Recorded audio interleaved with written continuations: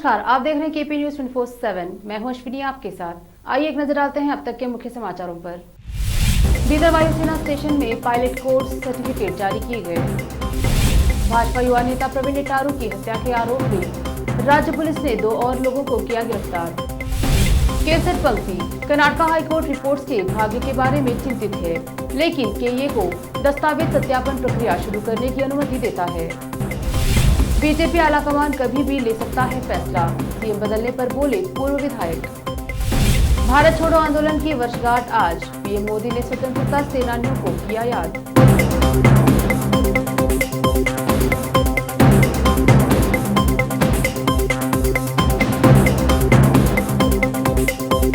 अब समाचार विस्तार से। शुरू करते हैं स्थानीय समाचारों से। बीदर वायुसेना स्टेशन में 207 पायलट कोर्स और 22 वेपन सिस्टम ऑपरेटर कोर्स का संयुक्त मूल्यांकन कार्यक्रम आयोजित किया गया। अध्यक्षता करने वाले वरिष्ठ वायु कर्मचारी अधिकारी एयर मार्शल सजुबाला कृष्णन ने कहा, एयर मार्शल ने उड़ान प्रशिक्षण में स्नातक अधिकारियों की उत्कृष्टता के प्रति केंद्रित दृष्टिकोण की प्रशंसा की। उच्च उड़ान और सुरक्षा मानकों को प्राप्त करने के लिए निरंतर कौशल विकास और प्रेरणा वायुसेना स्टेशन के एयर ऑफिसर कमांडिंग समीर सोंधी ने कोर्स की जानकारी दी। हॉक MK-132 लड़ाकू विमान में पायलटों के 1 साल के कठोर प्रशिक्षण की सराहना की गई। विशेष संवाददाता की report.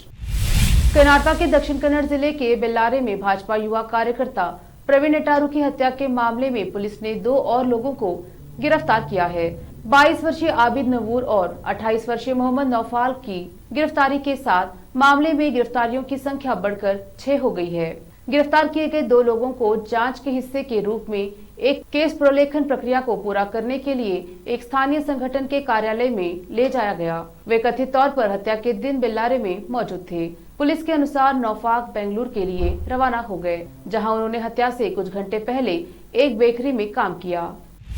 Karnataka common entrance test ranking विवाद मामले की सोमवार को सुनवाई करते हुए कर्नाटक उच्च न्यायालय ने कहा, क्या केसर रिपोर्ट्स को अब उनके क्वालिफाइंग मार्क्स के बाद इस साल उनकी रैंकिंग का मूल्यांकन करने के लिए विचार नहीं किया जाना चाहिए। उच्च न्यायालय ने पिछले हफ्ते कर्नाटक परीक्षा प्राधिकरण को नोटिस जारी कर केसेट रैंकिंग पर स्पष्टीकरण मांगा था और सोमवार को होने वाली दस्तावेज सत्यापन प्रक्रिया को रोक दिया था। हालांकि न्यायमूर्ति कृष्ण कुमार ने केए को मंगलवार से सभी केसेट उम्मीदवारों के लिए दस्तावेज सत्यापन प्रक्रिया के साथ आगे बढ़ने की अनुमति दी, लेकिन इसे परामर्श प्रक्रिया शुरू करने की अनुमति नहीं दी।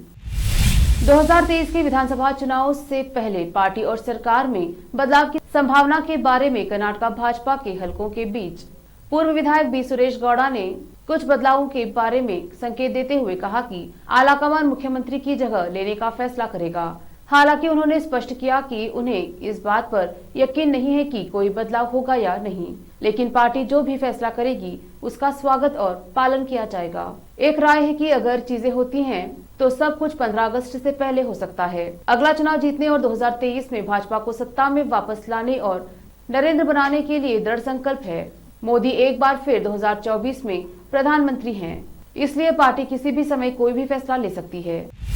अब समय एक छोटे से ब्रेक का, जल्द लौटते हैं ब्रेक के बाद। हिंदुस्तान के हर कोने में हम हैं मौजूद। 24 घंटे हालात पर गहरी नजर, खबरों से जुड़े चुपते सवालात और आपको दिखाता है धार्मिक, सामाजिक, राजनीतिक, लोकल और इंटरनेशनल न्यूज की सबसे बेहतर कवरेज, जो आपको रखती है हर पल बाखबर। देश और दुनिया भर की खबर के लिए देखते रहें KP news 24/7। Noor education trust Bidar की ओर से चलाए जाने वाला Noor MEd and BEd college Bidar, recognised by NCTE Delhi and affiliated to Gulbarga University, Gulbarga. Admission are open for the academic year 2021-22. विशेषज्ञ और सक्षम शिक्षकों द्वारा शिक्षा प्राप्त करने के लिए नूर एमएड एंड बीएड कॉलेज में दाखिला लें और शांत वातावरण में शिक्षा प्राप्त करें। बीदर शहर में बेहतर शिक्षा का एकमात्र केंद्र Noor MEd and BEd college, Shahpur gate, Bidar. Phone numbers 9945283920, 82221297। घर, दुकान और ऑफिस कितना भी सुंदर बनाया जाए और हर तरह से उन्हें सजाया जाए, अगर फर्नीचर ना हो तो सब अधूरा सा लगता है। और अच्छा फर्नीचर घर, दुकान और ऑफिस को चार चांद लगाता है और देखने वालों में शान बढ़ाता है। और जब घर इतना सुंदर बनाया जाता है तो उसमें बेहतर और सुंदर फर्नीचर का भी उपयोग जरूरी है। अपने घर, दुकान, ऑफिस के लिए अच्छा और सुंदर और पायदार फर्नीचर और दूसरी चीजों का बीदर शहर में एकमात्र केंद्र है Nikita industries and Nikita furniture showroom, जहां पर एक ही छत के नीचे विभिन्न डिजाइन और विभिन्न रंगों और विभिन्न कंपनियों के पलंग, अलमारी, सोफा सेट, डाइनिंग टेबल, सिंगारदान, ऑफिस काउंटर्स, विभिन्न कलर्स और डिजाइन की कुर्सियां, बहुउपयोगी चौकियां और दूसरी चीजें उपलब्ध हैं। घर, ऑफिस और दुकान बनकर तैयार है और वहां के लिए फर्नीचर का सोच रहे हैं तो देर किस बात की, तुरंत चले आइए। Nikita industries and Nikita furniture showroom, shed number C1, industrial estate, Gandhiganj, Bidar. अधिक जानकारी के लिए शोरूम के मालिक जयराज खंडे से इन नंबर्स पर संपर्क करें। 9448128148, 08482227010। ब्रेक के बाद फिर से समाचारों का सिलसिला शुरू करते हुए देखते हैं देश और विदेश के समाचार।